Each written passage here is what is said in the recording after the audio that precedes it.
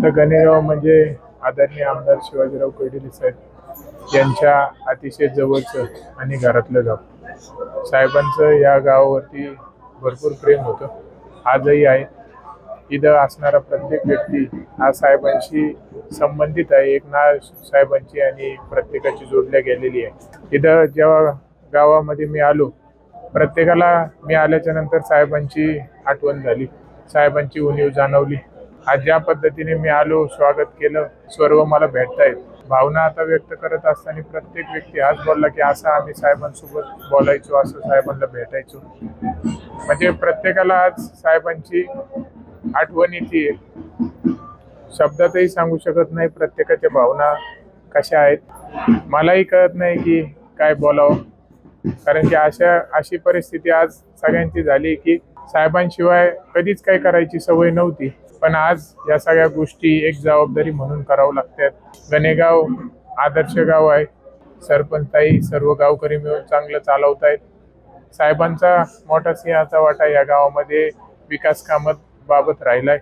आज आपण सगळीकडे पुढेही जर नजर फिरून पाहिली तर साहेबांचे सगळे कामं दिसतात.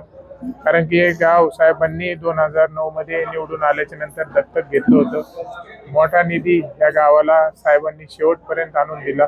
आज जरी साहेब आपल्यामध्ये नाहीत, पण त्यांनी जो निधी या 7-8 महिन्याच्या काळामध्ये या गावासाठी मंजूर करून दिला, तोही आज आपण पाहतोय. आणि कुठेही गेलं तर साहेबांच्या सगळ्या आठवणी आहेत. म्हणून सगळ्यांना आज साहेबांची या कार्यक्रमात कमी जाणवते. 5.5 महिन्यापासून सुख असन, दुःख असन, वैयक्तिक कार्यक्रम, सार्वजनिक लग्न समारंभ काही जरी असलं तर आता सगळ्यांना सवय होती की सगळ्यांना विसरत होते, मात्र साहेबांना बोलावल्याशिवाय राहत नव्हते. आणि आज तेच सगळ्या ठिकाणी साहेब नाही दिसत, तर एक महिलांमध्ये एक वेगळी भावना आहे.